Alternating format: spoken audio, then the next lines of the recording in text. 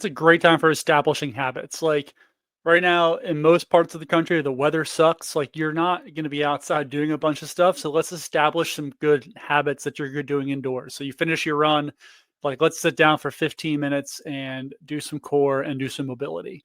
Things that you maybe wouldn't do at other times of the year. So let's really focus in on establishing those routines. And if we establish them now, there's a better chance we're going to um, carry them through when the training starts to get hard. Yeah.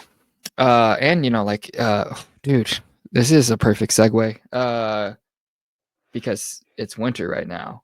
And, so many of my people, like a lot of people I started working with them because it's the new year, or, we took a break around the holidays.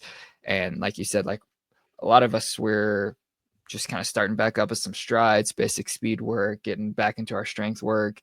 Um, but it's also tough because it's winter, and like, so maybe we're missing some runs or just running in the dark, and it's kind of unfun. But the same thing, like if we can establish those habits and be resilient in the winter, it's like it's such a big payoff as soon as March, April, May comes around, and we got a little bit of that foundation, and training gets easier, the days get longer. It's like uh, it's just such a different year when you've had a great January, February, and you've been consistent. Um, it's so cool what you can do with the rest of the year, and what doors it opens up.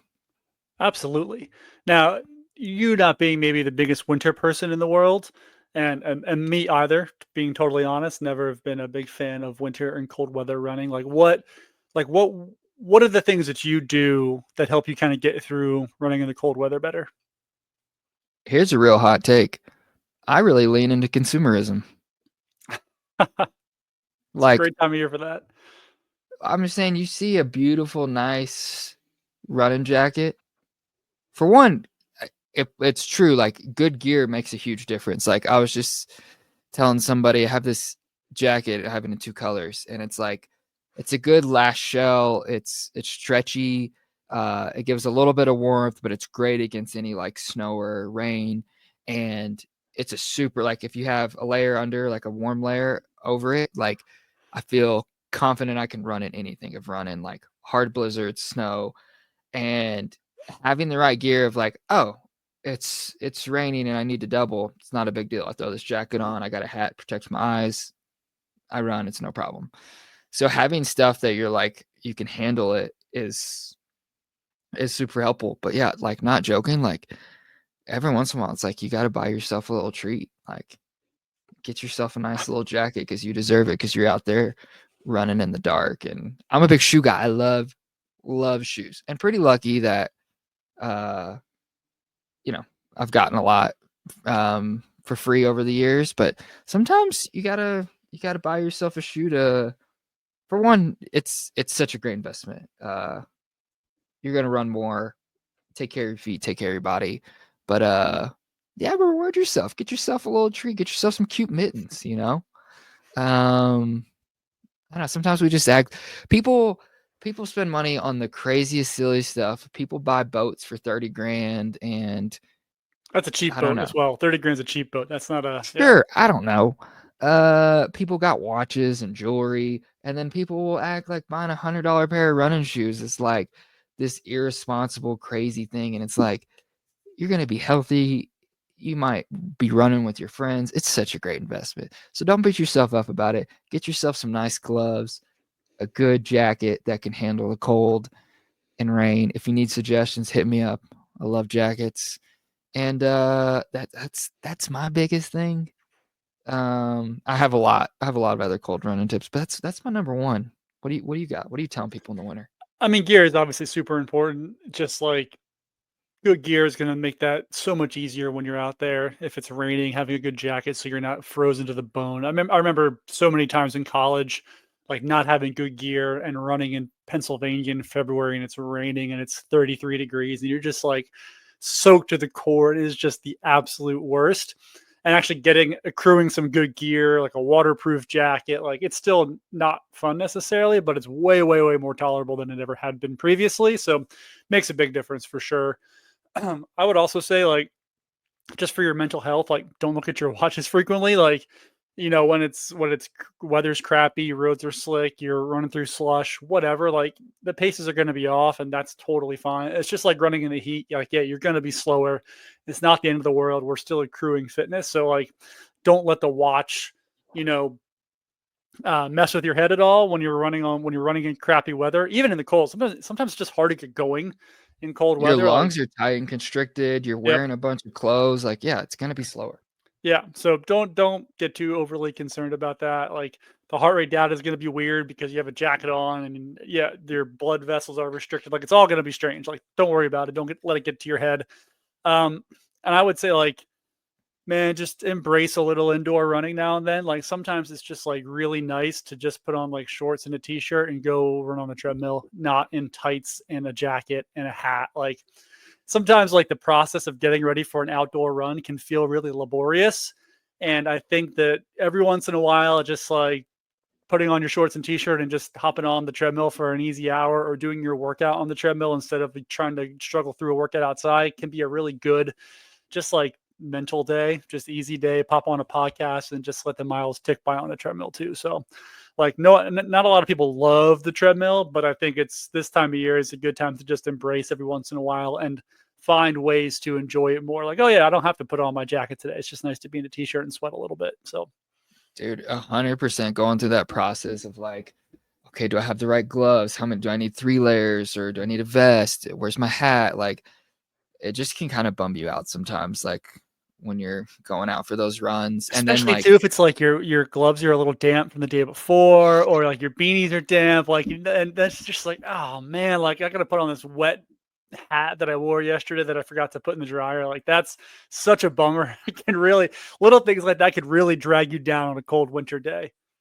that is another pro tip that I have a lot of pairs of everything. So I don't ever run into, because that is like, that's one of those things that like can easily make someone not go for that run. Like, oh, my gloves are still wet. I'll wait till tomorrow. And it's like any of those things that could be an excuse, I just tried to buy my way out of. And so This is a little bit of a tangential question, but I'm just curious. Like, obviously, a lot of folks now training in the winter, like they're going to be racing in maybe April when the weather can be a little bit weird. Do you ever have your athletes go on some type of like a heat training protocol, like a sauna protocol indoor, just to have them a little bit more physiologically prepared for a potential? Like Boston's a great example. Boston's one of those races in April that it can be winter or it could literally be summer. It can be 75 degrees and humid. So, do you ever have your athletes embark on something like that if they have the wherewithal to?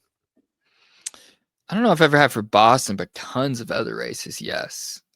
Because yeah, it's like a very common, like even I'm going to Black Canyon next week, and obviously it's very cold for where everybody lives right now. But and Black Canyon's cold at the start, but then you drop so much in altitude, and then like it's not uncommon to be like 75 and just full sun exposure at the end, which doesn't sound that hot, but when you're out there running for that many hours, it can cook somebody, especially when we're all in winter mode and we're just not very heat adapted and heat resilient. And so that sun and high 70s running really kicks a lot of people's butts. So when I know, yeah, when we have races like that where there's a known big discrepancy in our training environment versus racing environment, or just, there's a lot of races that are notoriously hot. Grandma's can be warm.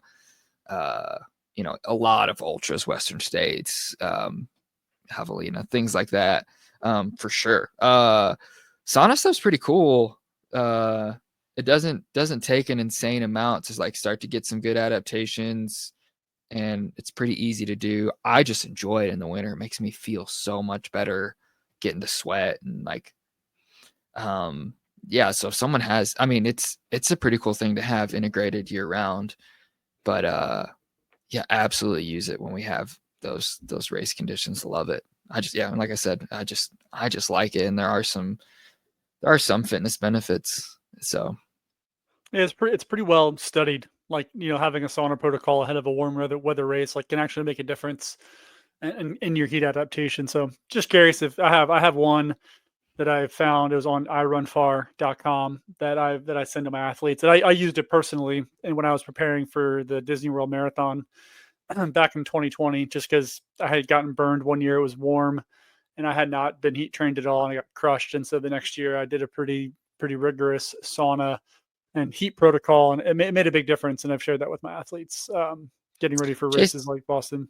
yeah, Jason Coop has a really good write up of one that he put together, and it's really science backed. Yeah, you always got to remind people too that it is a stressor and you can't overdo it. So you got to be smart about that, especially if you already are training at a high level. Like it's not like free fitness, you know. I think sometimes people love to say things like that about those type of modalities, but like it does wear you down. Um, Yeah, you want to try to space it out far enough from the race. Like you're not the way that things work. You usually got to do like 8 to 10 days in a row of heat exposure to get the adaptation, and then you maintain it over the last couple weeks of the training. You don't want those 8 to 10 days to be like the 8 to 10 days before the race. You want to kind of push those back a couple yeah, we weeks. usually want to start like 3 or 4 weeks Yeah, before the race, if not earlier, where we can start shorter increments and build up to it. yeah. But Maybe we're starting on a down week where you're not doing a ton of hard workouts because you just don't want to risk burning yourself out a little bit with the heated adaptation plus like high intensity, high quality training. I'm trying to think what else cold winter. Yeah, like hitting on the treadmill. For a lot of folks, this is like a time we might lean into some more cross training. Like if you have a Peloton, it's like, oh, maybe we skip. Like maybe that's where we do our hard sessions, or maybe instead of this many easy days a week, we'll do one of those on the bike or something, or the pool. It's a really good time to like switch those out a little bit, shift that balance. What else cold running wise? What are our pro tips there? I think that honestly, I think the gear is the number one thing that you can do to prepare yourself. Like, don't wear a cotton hoodie that's going to get all wet and sweaty and get cold. Like, have actual good wicking, water repellent, gear, wind resistant gear that's going to hold up to the conditions. Like, don't just wear thin $5 gloves. Go get the gloves that have the convertible mittens and are wind resistant. Like, like really, that's I think you if you live in a place that has a legitimate winter, not like Phoenix, but like, Colorado or most of the Northeast or most of the northern part of the country, like invest in good gear. You're not gonna go wrong for that. And buy it from a local store too. Don't just go order it all online. Yeah, and you can go in, ask them questions. They're usually great about that. I mean, this is true of all running, but man, like if you can use some run groups and community runs, like I go every Wednesday to this group run, and it just like you're saying, like going through that process of getting dressed is laborious and like kind of bums you out, but like it stops me from thinking that of like looking up the weather. It's just like, well, I got to get dressed. I got to, it starts at 7. So I got to get my clothes on and get there. And it just gets me out of my head a little bit of like complaining. And like, then we're all there and we're commiserating together, and we're all so cold, but we're doing it together. So it feels really fun. And, it's just a good way to get some miles in. But I mean, that's just a great way year round to like use that motivation, but especially in the winter, man, it's like, it just sucks doing that on your own. And that like motivation and like willpower is a muscle, and they've shown that like you can burn it out, and like it can get fatigued. And so anytime you can offload that onto something else, which for me that is like, group runs, like I think it's a really smart idea. So I use that a lot. It's a great call. Remember plenty of times in Flagstaff, like meeting for the 7 a.m. Wednesday run at Run Flag, and like it's -5 degrees outside in Flagstaff, but people show up, and having that group just makes all the difference in the world. Yeah, you can all bitch about it together, and that makes it feel a little bit easier. And my last tip, those people know where to run.